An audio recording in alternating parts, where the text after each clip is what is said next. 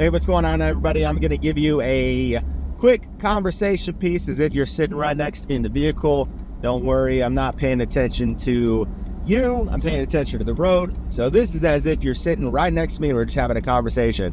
So when it comes down to storage unit mistakes that everyone makes starting off, I know there's a lot of veterans who will agree to this. And also, I encourage you, if you've been doing this for a while, or even if you've got a few units under your belt, drop in the comments just other mistakes that you've learned. So maybe it'll help other people, and myself included, not make those same mistakes. So today I want to talk about the biggest mistake I see almost every new storage unit buyer make. And honestly, even experienced buyers like myself can still fall into these traps from time to time. And it's a mistake that can cost you hundreds, sometimes thousands of dollars over the course of a year, depending how many you're flipping a year. And the crazy part is most people don't even realize that they're making this mistake or these mistakes. And no, it's not bidding too high. It's not buying too many units. It's really not even buying dirty or dusty units. It's something much simpler. The biggest mistake is this. They buy storage units based on excitement instead of a business plan. They walk up to a door, they see motorcycle gear or tools, toolboxes, a stack of electronics, nice pieces of furniture, and they immediately in their mind, they start calculating all the money they're about to make. And again, we've all done it, and this is something that experienced people do too, even still.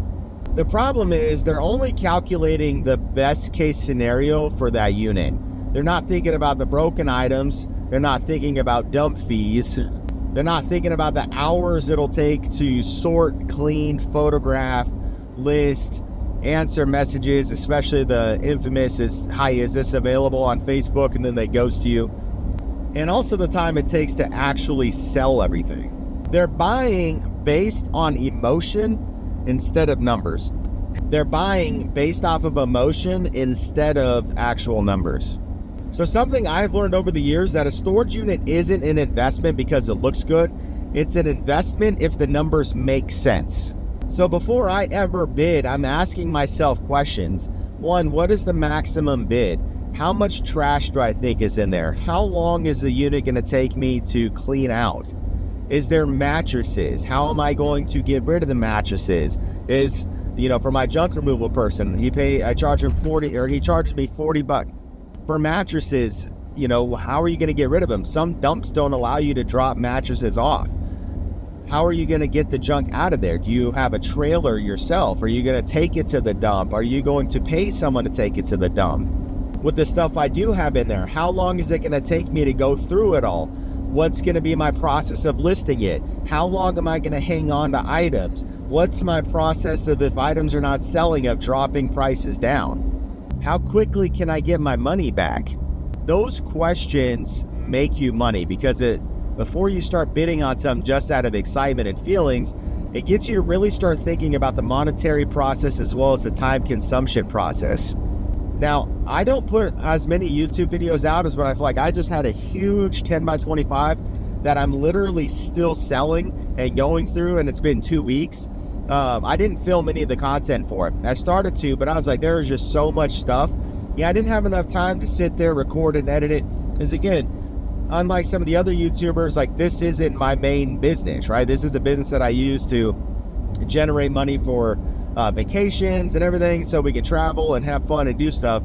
But people who film every single unit, this is their sole business. So I don't put every video up or make every unit a video just because I'm busy, right? But these are just some of the important processes that if my channel were to be known for anything, I want it to be known for education and helping people be able to flip it versus just, hey, look at how awesome all this stuff is that I've got. I think there's a great amount of people who do that, and I like posting those videos too, but ultimately I want to teach other people the mistakes I've learned so that way it doesn't cost you as much money as it costs me long term. And here's one of the last things I'll talk about that nobody really talks about enough is, and I kind of mentioned it earlier, is the time that it goes through.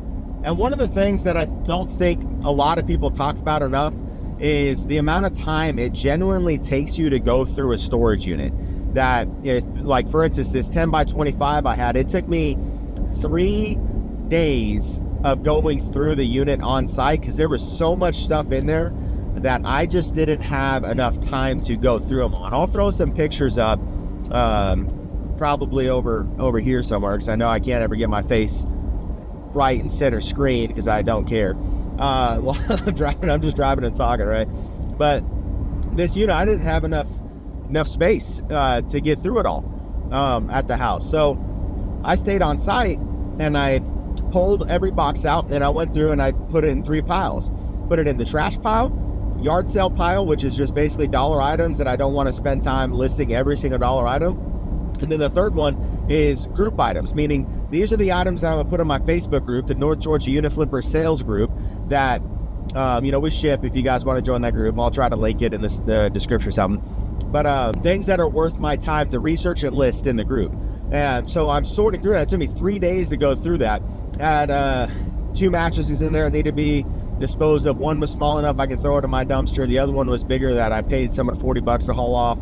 Had bigger items that I was listing at the site to just get them bid on in our group and get them going. So that way when I got them home, they can get chucked out, right? And get to the new owners. But the amount of time it takes you between that and loading and then unloading and then going through everything and sorting everything, even in your trailer, of how you're going to put it in the trailer, of like, stuff I'm selling in the very back for the group, yard sale stuff, and then trash. That's kind of how I load my unit. So the first stop is the trash, dump it. Then when I get to the house, I put it in my large shed, the yard sale stuff that's going in there. And then I back it up to my garage where the stuff I'm selling is actually, so when I'm done, everything's sorted correctly. So there's so much more time that goes into it. And I love YouTube channels. I love YouTubers. They're great to watch, but you do not see like really how long it takes from start to finish on most units of actually going through it. You see a 25-minute video that they put out there and like, oh cool, they found all this stuff, but you don't see the hours and hours and hours and hours of unloading and loading, listing pictures and all this other stuff. So I don't want you to get trapped into this thought process when someone says they bought a unit for $500, they sold everything $1,200, and so they made $700, right? Did they really? Again, that time versus money has to be considered too. I think that's a big thing. So if it took you 10 hours and you made $700 total, you're making $70 an hour, right? And that's just for like unloading and loading, like all this stuff. So you got to really think about it. $70 an hour is still pretty good, so that'd be worth it. But if you're spending 30 hours, 40 hours, and you make $700, imagine working 40 hours in a weekend, you made $700. That's what people tend to do on minimum wage, close to it, maybe more. And there's nothing wrong. Okay, let's back that up. Delete all of that.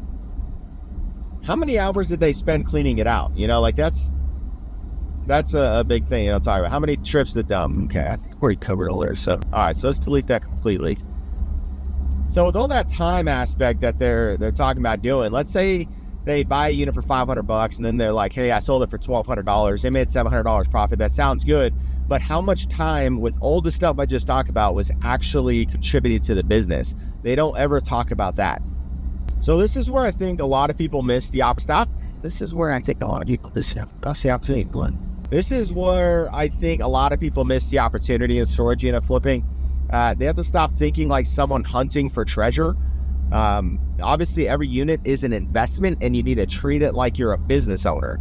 Every dollar you spend should have a purpose on the unit.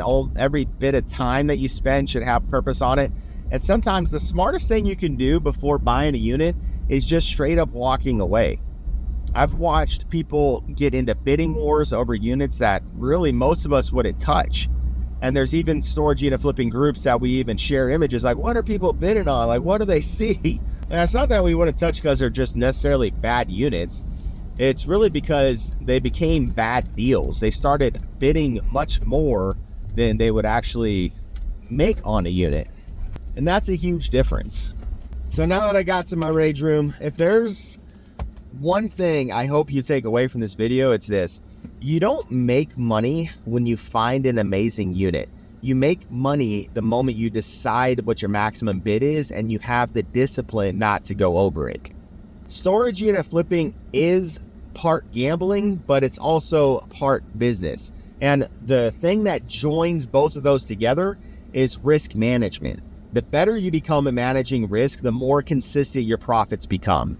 So if you enjoyed this video, again, I'm trying to do some more educational stuff while I'm not filming as many units, but I promise I'm flipping units. You can go into our group and see the stuff I'm putting out every week. But you know, if you enjoy this type of content, please let me know in the content. But if you enjoy this type of content, please let me know in the comments that if you have any questions or ideas or things that you would like talked about when it comes down to the storage unit flipping business. Even if you're a flipper and you just kind of get tired of the look at my treasure kind of hunt videos that are always out, and you just want something different, just let me know and I'll make sure it happens. You know, I'm trying to get more content for things that I've learned from buying and selling storage units. My goal is to help you avoid expensive mistakes and build something that's actually profitable in a business. So like I said at the beginning, what's the biggest mistake you've made buying a storage unit? Or if you're just getting into, you know, buying storage units, what's your biggest fear about buying your first one? Let me know in the comments and I will make sure that we get these out there. We can even make a compilation video of what you guys say. It'd be great, I think, be able to help other people or just even addressing your concerns. So thanks guys for watching. I'll see you on the next one.